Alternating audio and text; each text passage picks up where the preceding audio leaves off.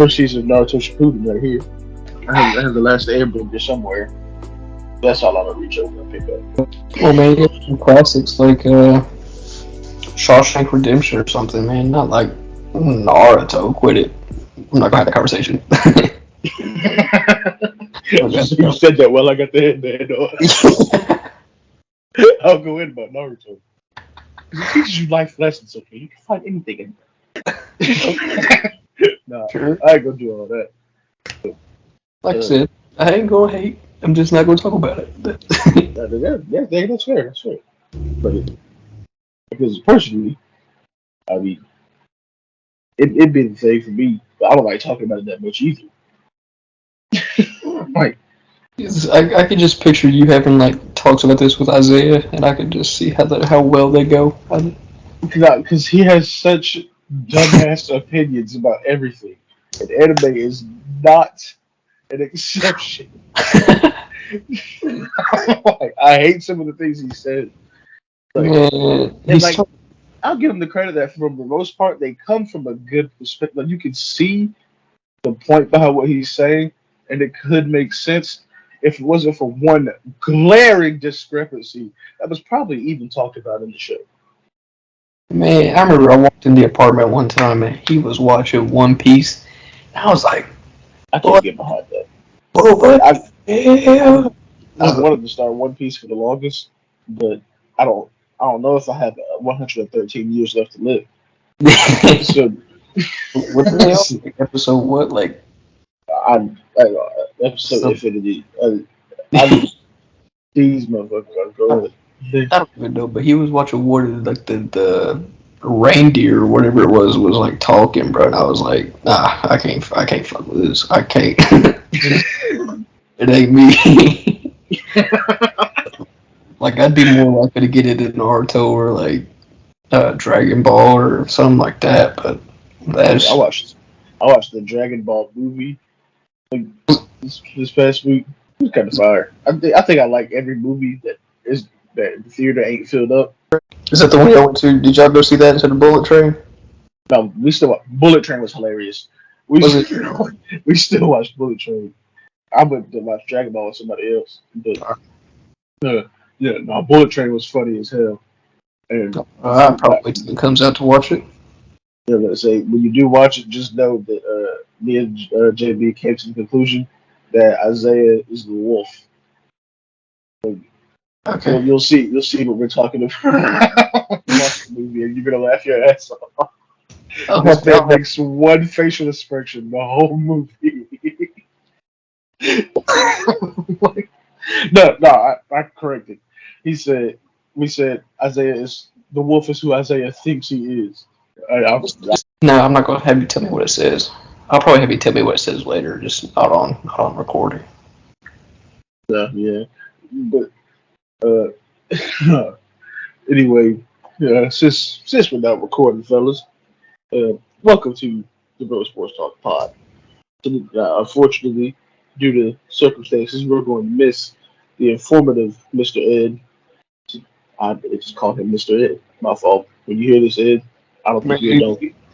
But he's getting old, man.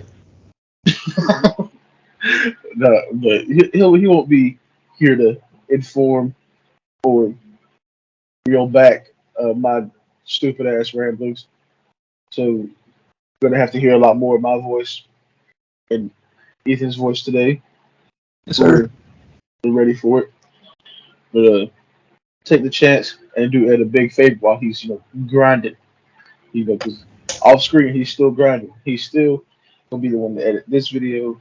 He gets all our reels together. So do him a huge favor. Follow us on Spotify, YouTube, wherever you get your podcasts at. Subscribe, hit that notification bell, leave a comment and tell him you love him. I might do it, even though I just did it in voice form.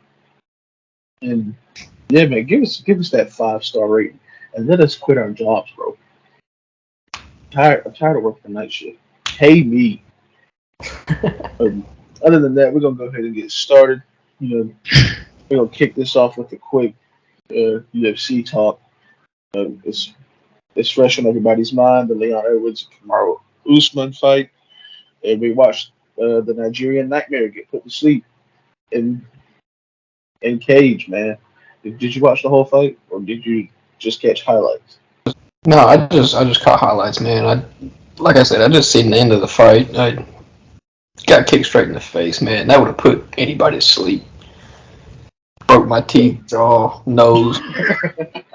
Man, I'd have some plastic surgery to fix my face. I tell you what, it's a respectable sport, honestly.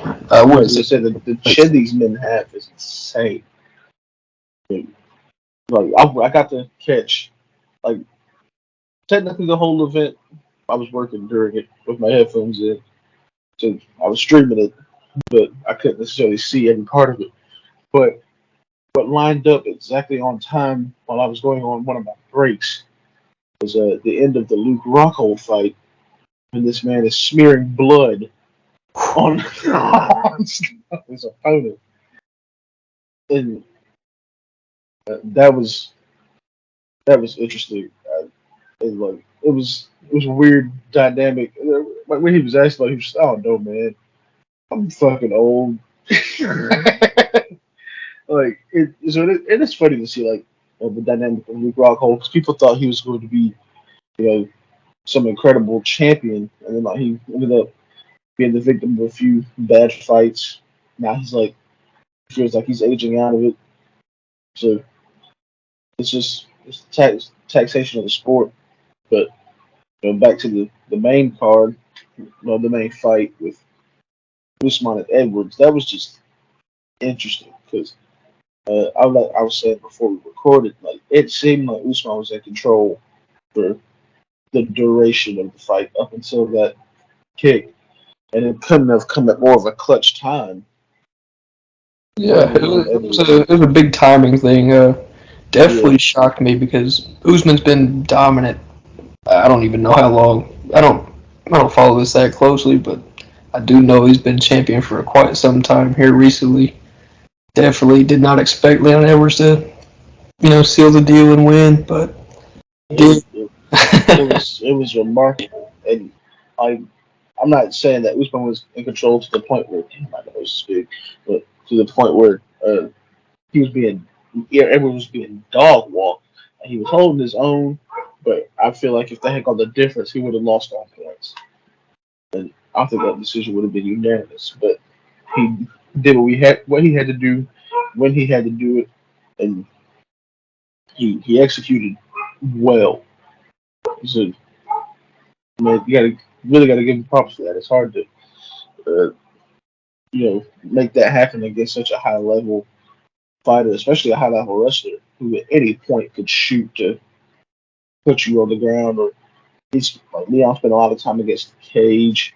So, Yeah, but I mean, don't count Kamaru Usman out, man. He'll be back. I oh mean, yeah, no, he'll be right back. it's just a mental error, man. It's like, Leon's first title defense will be against Kamaru Usman. oh yeah, He'll be right no back. question. No question. They might fight tomorrow. Yeah. Like unless God forbid, like he gets injured, like can't fight. I mean, then we'll see who fills that role. But nah, bro, will be back. He will. No, yeah, he's gonna come back strong. But what that does to the odds is going to be insane because like now everyone knows that. Well, it's been known that Leon is like he he's a weighted out type fighter, and that's what they thought was going to kill him. Like against Kamaru, who's just a pressure person and has the stamina to Oh yeah. to keep up with Leon's style of fighting. He's not an easy person to wear out. But in the end, it worked out for him. And, congratulations to Leon Edwards. You know, props to any UFC fighter because like the training they do, like the time they put in just to go beat somebody up, like Yeah. couldn't get easier than that, man. I say that, but it's probably is really rigorous training there. I couldn't do it, that's for sure. But yeah, Ain't no way. Usman will be back for sure. But Leon Edwards definitely he deserved this one. Waited his turn and then took advantage of his opportunity. I mean, can't hate it. He struck when he had to. Yeah. Oh yeah. Like that, if that fight would have went on, yeah, it was either Kamaru was going to knock him out, or it would have been unanimous decision Kamaru Usman. I mean, not many other ways that would have went. And I mean, just luck of the draw, I guess. But you had some. So we had some football topics we had to cover. Oh yeah, yeah. Like As we Baker all. getting the starting position. Oh yeah. For all my NFL fans out there, y'all who be following league news, I mean, y'all seen that Baker Mayfield, the bad guy in Cleveland, the guy who couldn't make it work, the guy who didn't fit the system, whatnot. I mean, But won them their first playoff game in years. yeah, the guy who was outcast by the Cleveland Browns, he has won the starting job in Carolina over Sam Darnold, which seen it coming. Nice, but those two guys, they definitely fought it out. I mean, Sam Darnold's a good quarterback in his own respect. But Baker just pulled out in front of the coaching staff, I guess. Good fit. Fresh start. Not much else you can ask for. Just really what determines the Carolina Panthers' success will be A, their defense, and B, the health of Christian McCaffrey, which we know who hasn't been fully healthy for the past 2 seasons.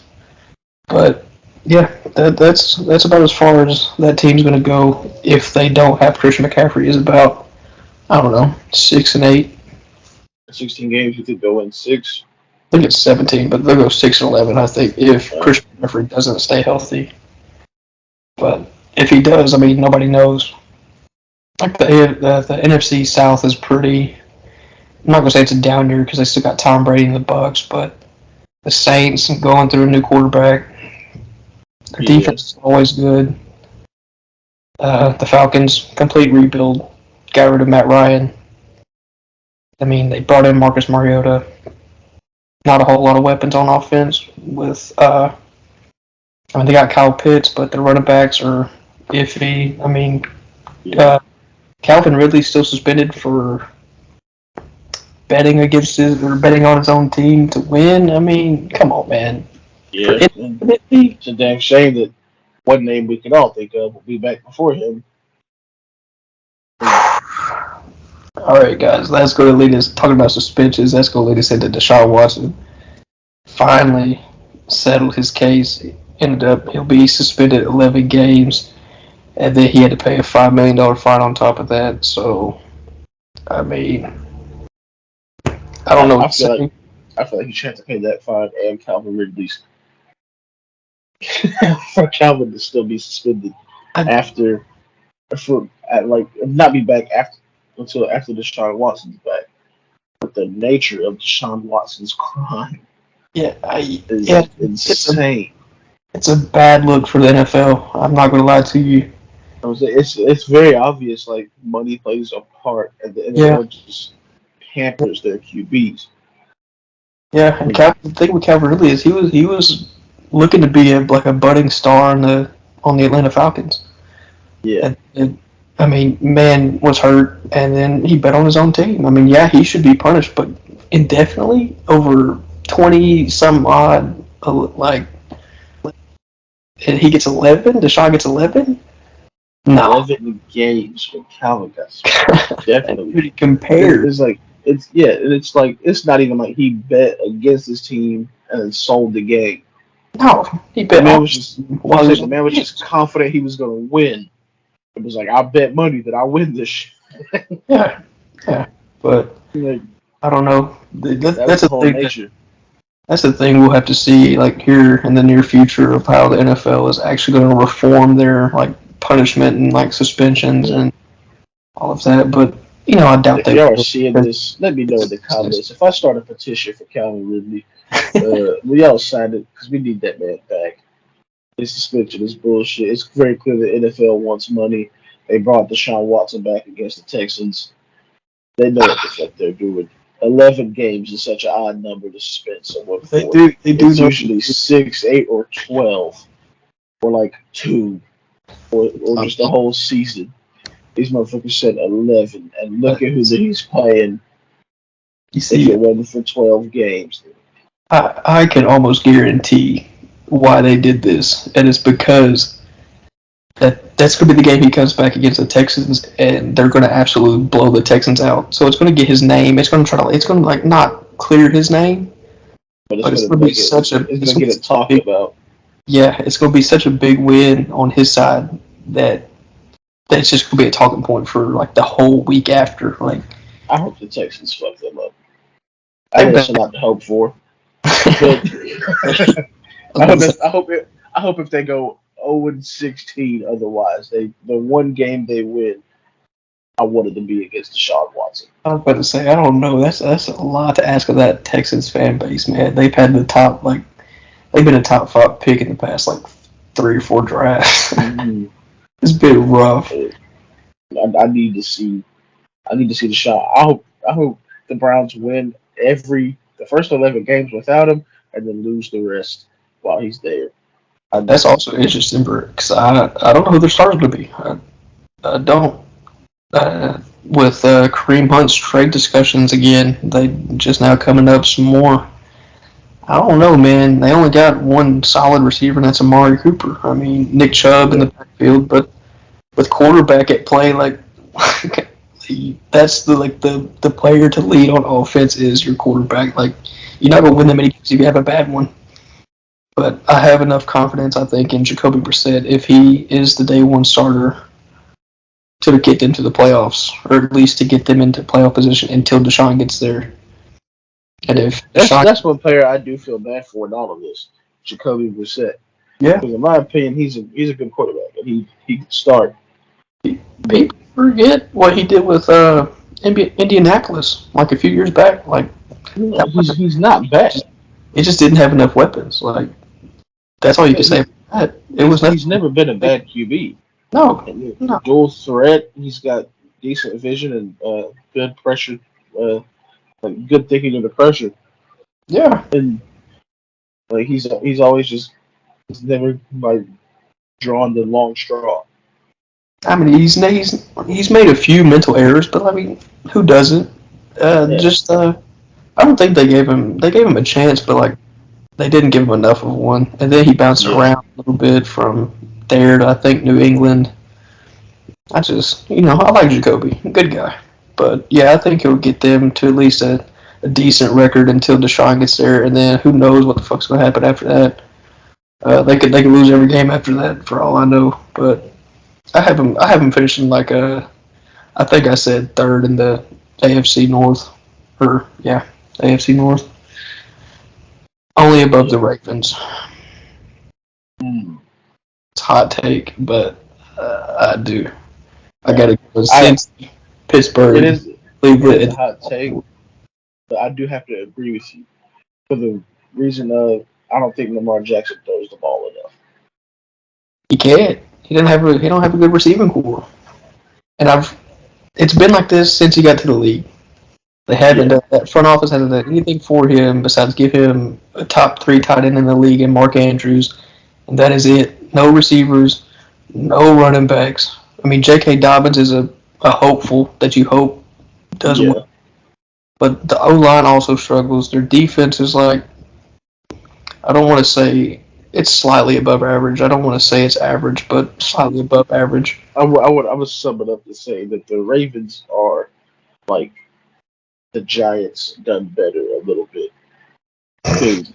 And that hurts to say as a Giants fan, but we got Daniel Jones, who's good potential, Saquon in the backfield, but we haven't had an offensive line in God knows how long. And people keep trying to blame Daniel Jones for the inefficiencies. You got to give the motherfucker more than 2 seconds to throw the ball. They worked on it, man. They drafted I think Evan Neal at 3. Yeah, it was 2 or 3. Could have been 4. Top 5 pick. Spin on a right tackle or left tackle. He played tackle. Nobody cares. He's going to switch around. They have Andrew Thomas. I think he's playing left right now. So they'll probably put Evan Neal at the right. And I mean, he's a solid SEC tackle. So I mean, it's like competition at its finest right there. So he's played the best of the best already. Yeah, he'll just get in there and work. He played at Alabama. That's all they do is grind down there. Yeah. As a fan, I mean, hopefully that'll give him something. Hopefully, we can have a healthy Saquon going ham. I don't know, Uh, man, because his usage rate is so high there.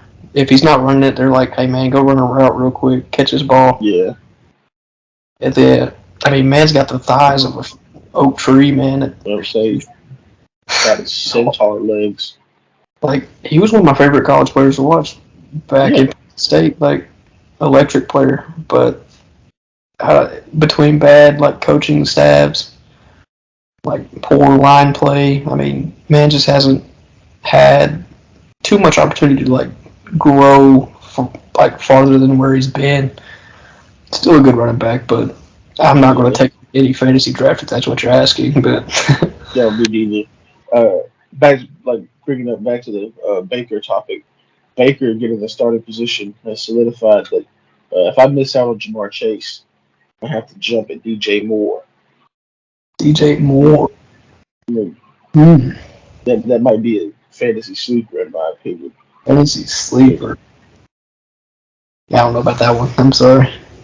hey, I'll we're take it gonna though. find out. I'm saying we're gonna find out because if I get him, We're speaking of fantasy sleepers, man.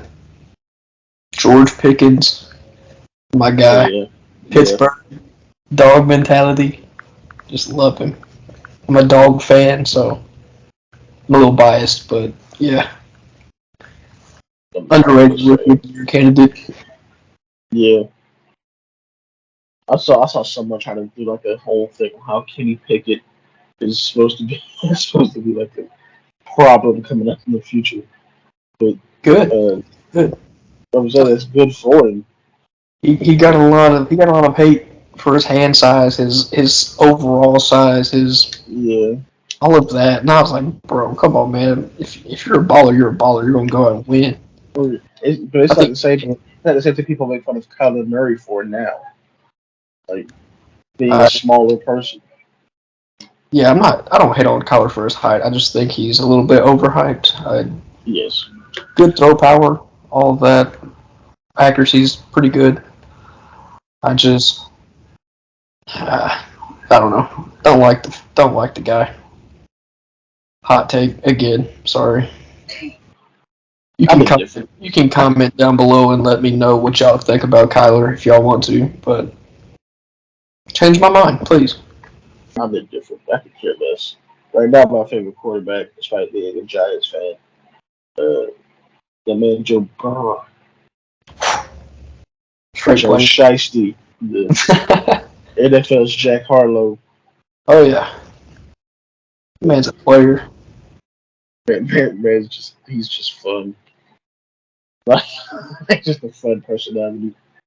There's like cockiness, and then there's just knowing you're that fucking guy.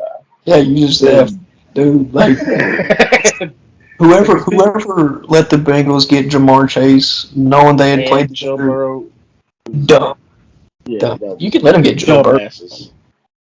You If can I'm let him, anyone, but like if nah, coming out that next draft, you let him get his like number one receiver from the LSU season. No, yeah. stupid, crazy. But I'd be an impulsive GM. You next draft, I'm drafting Jamar Chase first overall. I'm not, I'm not giving anybody, not giving the Bengals a chance. I mean, it's a good fit. Like their whole offense popping. Their defense, I think they've made a few additions to that, and O line as well. I So Joe was gonna say Shiesty. their only kryptonite is Jalen Ramsey, so and that's pretty much the entire league's kryptonite. So you can't really blame them. I'm not even gonna blame. I don't even say their kryptonite's Jalen Ramsey. I think it's their O line because like Oh, that too. if Joe Shiesty wasn't running around to save his life every play, man, he would have had time to throw that deep ball to win the game. I mean, Was that's what's fun about Joe though. oh yeah, This man will run for his life and then throw a dot through four people. but against that defense like the Rams, where you got Aaron Donald, Yeah, Aaron Donald, Jalen Ramsey. what a menace! I don't want no 6'1", 280 pound, 8-pack ripped guy running at me. I don't want that. Nah, Like, but they did make improvements along the O line, so I mean, hopefully they return to the Super Bowl. I would love to see Joe Shiesty and the Bengals win a Super Bowl. yeah. Joe and Jamar just come full circle. Also played against T. Higgins in high school. T. Higgins, straight man. I want to see him win. one, Let's of the get best that. high school players, one of the best high school players I ever played against, by the way. That's ridiculous to think about, right there. Yeah, that's what I'm saying. I was like, coming from Tennessee, I was like, I don't hear about so many of these guys outside of like the 90s and like Peyton Manning and like all of Yeah, them. You don't hear about too many, like, especially in our area, like, not too many guys, make it out and make it to that level. But playing him, I played him my junior year, and we were in the playoffs, and they definitely should have won the game. They should have. He came down with uh, the pass. He came down with a pass that should have been in bounds, would have been the game winner, but he came down like a yard out of bounds. But insane catch that he even grabbed that and went it, like the body control, everything. Like you could just tell he was going to make it. And then watching him in Clemson, also big fan of that. Not a Clemson fan at all, but for T. Higgins, I was. yeah. Very underrated receiver this year. I think he'll have more of an upcoming and like development, just because I think a lot of people are going to focus in on Jamar Chase, and Yeah. that's going to leave open T, and not only T, Tyler Boyd as well, who before Jamar or T, either one got there, he was making big plays with Andy Dalton back there. So come on now, I think their offense is set up to do good things. It's just a matter of how their O line does and Yeah, I think they go back to the Super production. Bowl. Like, I honestly see a Super Bowl repeat. Like, I'm not mad if that doesn't happen, but I think it's more likely than it's ever been. Trying to think if there was not a repeat of like who I would say made it. Uh, yeah, that's tough. That'll have to be like another time kind of thing because I haven't really thought Yeah, about that. yeah, Like I still haven't like, fully gotten through like additions and whatnot, which that's ever changing. But I'm just talking about recent, like so. yeah. My whole thought process behind it is like, there's nobody that's going to score enough points on the Rams to stop, just stop them from reaching the Super Bowl. And there's no defense other than the Rams defense, in my opinion, that the Bengals just can't run. I think the Rams really cleared up an area, or at least helped an area of their game, which is their run defense. Because if you recall, I think it's the 2018 Super Bowl with the Rams versus the Patriots. The Patriots just ran the ball all game. They ran it down their throat, and they won. Very low scoring game. Terrible game to watch. But they just ran it. And then, I mean, in this offseason, the Rams added Bobby Wagner from the Seahawks. I mean, top five middle linebacker. Absolute, you know, say absolute steal. For real, they got him for like, I don't know if they signed him or if they traded for him. I can't remember. I think they signed him, but whoever let that happen also dumb. Can't. I was saying, I mean, the fact that the league let Bobby Wagner join that defense is insane.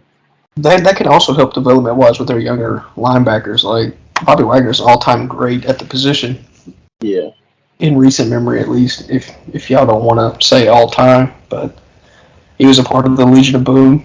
We all know how that was.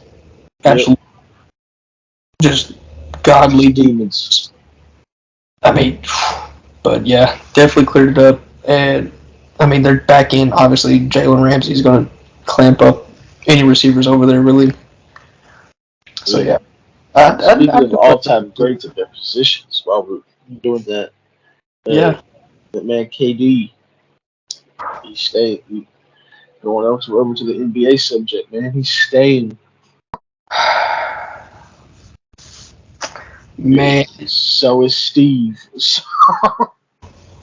bro, I tell you what, bro, that was the least of what I expected would happen. Like, Oh, that was the last thing I thought would happen. First of all, Steve Nash is not a coach. He's an ambassador. He, he's listen, who pretends to be the coach while Mike D'Antoni coaches. I don't think he'd be a bad assistant coach. I don't. I just don't think he's built for a head coach spot. Steve Nash did in the NBA what rappers do in real life. He got a head coaching job that was like, I'm bringing the homeboys with me. He brought You mean Mike you mean D'Antoni and Amari Stoudemire. you mean Miles Bridges? No, sorry, I'm not gonna get onto that topic. Good Just lord, what I I thought shouldn't be of. laughing, but that was funny. That's just what I thought of. That's Miles Bridges, but Hey, no, say what you want. Say what you I, want about who he hit, but that man can spit. don't sound bad. I ain't gonna listen. I ain't gonna listen to it every day as like my future picks or Oh, whatever. oh, hell no, hell But no. I mean, I'll give it a listen for the one time. But Yeah, I'll play him I'll play him at the court and just hope to God I don't get punched. but yeah, KD and the Nets definitely the last thing I thought was going to happen. I either thought it was Uh, going to be Kyrie was out or KD was out. I didn't think there was going to be an in between, but somehow they've managed to say like, "Hey, I'm going to stay." How long is he yeah, there? How much longer is he there? KD next year? I would say I think it's next year. 'Cause if it's next year, man, might as well just play it out the door. Like if Yeah, you don't want to be there, because obviously we've covered Rudy Gobert and how that I'm screwed up gonna the say offseason. I think that messed up his chance to leave because after getting that much from Rudy, you want a franchise for Durant. Oh yeah, you like, hey man, I'm gonna need you to relocate to New England and just be right there by the Celtics and never win another anything. You're not gonna win anything. Yeah, Sell out. You're not gonna have a front office. No coaches. It's just you get KD and that's it. KD, a new team, some pocket sand. Yeah, that's about it. You know. I hated the talks about him coming to Boston because if you've been listening, if you know me, you know I'm a big fan of the breed, both metaphorically and the jersey color of the Celtics. And yeah, I'm a big Celtics fan. We were talking about possibly moving Tatum or Brown, Marcus Smart in hopes of getting KD. And my only thought was, hell no. It would have messed up the whole culture they built there. Like it would have messed up the whole rotation. It would have The messed whole up grit and every grind lineup. that we have. Yeah, no, it would have been, hey, give KD the ball. KD, if you can't score, give it to JT or Jalen Brown. And then after that, it's like, hey, man, just grab a rebound or play defense because I'm not going to do either one. Yeah, so our team's so grit and grind and good on both sides of the ball. Like just with the people there, Rob Williams, Grant Williams, Tatum's getting better as a two-way player. And you have Marcus Smart, Pritch is coming up, Jalen Brown, amazing, amazing two-way player, and top three two-way player in the league in my opinion. But they just fit together. Like, the front office did good finding and building that team. Yeah, But I wouldn't mortgage my whole future just for Kevin Durant. just for Kevin Durant for Especially, 4 more years he might be in the league. yeah, in his later half of his career. I mean, nah, I think they were better off just leaving it But alone.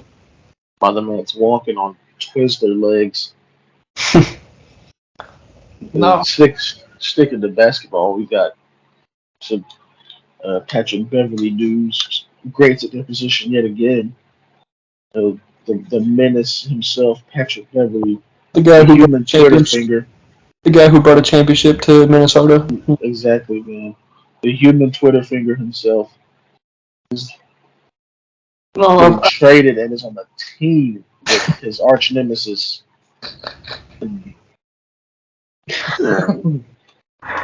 oh man, I've grown to like Patrick Beverly. You know, I have.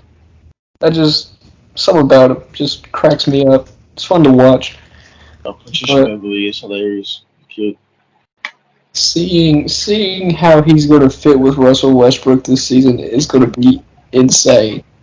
Because it's either going to be they get along pretty great, pretty good, or they're fighting every practice, beating each other up. It's, it's UFC at halftime. They can't even sit on the same side of the bench. They probably just sitting there staring at each other like across the way. I was saying, Pat Bev goes to the locker room while Russ sits on the bench. They have to call him when it's time for him to check in. Yeah, they gotta trace stuff. Like if one comes out, they just gotta go back to the locker room. Yeah. Hey, look. You gonna check in 2 minutes? Go ahead and head to the scores table. But let's talk about, since we're right here, let's talk about how they who they traded. They traded THT and Stanley Johnson. That's who they traded. They swapped those two for Pat Bev. That's all. That's it. Listen, I think whether or not Pat Bev and Russ get along, they stole Pat Bev. Oh yeah, but I All you mean, gave up was THT and Stanley. I was talking earlier with somebody. I was like, man, I don't know how you can complain about having an old team last season and then, you And then know, trade two young players for Patrick Beverly go into this for season even I was gonna older. say for an auntie who tells you to shut her screen door all the time. Yeah, like THT brought that age average down, and you just shipped him out, bro. He was like Yeah, 13 years younger than anybody on the team. yeah, yeah. You- They're going to trade Austin Reeves for Al Horford next, and then Nah, complain about nah. their age again. I seen where they said he'd be the starting two guard this season. Oh, I did see that. I was like, ooh, hey, I want to see it. That all man did that man did great. He put on for white people. I was proud of him. right. My white half was very, very proud of that man. See, I'm gonna need him to hit a few more corner threes before I Yeah, accept. But yeah, that's true. The white community is a little iffy. good. But I think he deserves a spot after last season. so speaking of the Lakers and white people, them trading for Patrick Beverly, what does that mean for Mac McClung? Because they never signed him, did they? No. He signed with the Warriors G League. Man, get that man in the league. Yeah, yeah, he Stop played. hoeing this man. Yeah, he played with Golden State during the G League. Yeah, Y'all popped gotta off a little stop bit. hoeing this man. I mean, man, you can't do nothing. You can't keep nobody when like you got a bunch of 30-plus-year-old people playing. Like that just kind of comes back to KD's or not KD. It was Pat Bev talking about KD signing, and he was like he took all this time to just sit here, and then if he took the job away from somebody else who probably been grinding and working hard and Yeah, whatnot, and took that roster spot away from him. But I mean, yeah, he did play. He played for Golden State in the G League. Popped off a little bit too. I say I watched some McClung G League highlights, man, and some of his summer league highlights as well. This man was nasty. Give him a shot, man. That's it. Sorry, summer league, not G League. I Uh, don't know what I was thinking about. Same thing, sort of, kind yeah, of. yeah, basically. But But yeah, now the summer league man went crazy. Give oh him yeah, a chance. Give him a chance. yeah. Uh, The Lakers also let go. They haven't re-signed Melo or D12. Dwight Howard. They haven't re-signed him either. I'm just like, where's your depth at like the 3, 4, and 5? Like, where'd that go? You don't have it. yeah. No, I'm on a bunch of Celtics forums and stuff, and there was one that said we need to sign Melo before the Lakers realized they lost him, and I had to put my phone down. I'm like, I can't believe a Celtics fan said this shit. What do we want with Carmelo? I think a thing I looked at today. It was I think it was a Sports Illustrated. Don't quote me on that. I'm not. I don't remember. But it was like the three best landing spots for Melo. And one was the Knicks, two was the Nets, and then three was obviously it was LA again. But I don't see that happening. And the Nets said they weren't interested. So I mean, it's kind of just a toss up at this point. Yeah, Um, I'd like to see Melo back in New York. I know you're a New York Knicks fan. they said that's my number two right there. Yeah, that's the best thing. You'd probably like to see Melo back in a Knicks jersey. I could deal with that. I mean, how do you feel about it? Is that it's like you could deal with it, or like you like that, or you don't like it? I mean, I like it more than anything, like any of the other options.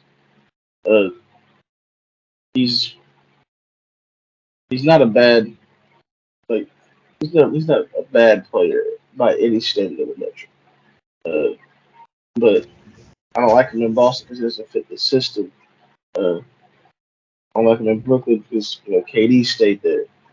Uh, LA is clearly old as shit, and it keeps complaining about being old as shit. It, I'll go ahead. uh, so I think the Knicks, I think that's a good system for them. But obviously, I just think he's a shot happy player. He wasn't so much so in LA, because you really can't be with LeBron there. I'm just saying, like that's what I was about to say. I was coming up with he transitioned more to like a stop and pop player or a spot up, however you want to put that, and it just didn't work in LA with a bunch of ball dominant trying to get to the basket downhill type of players.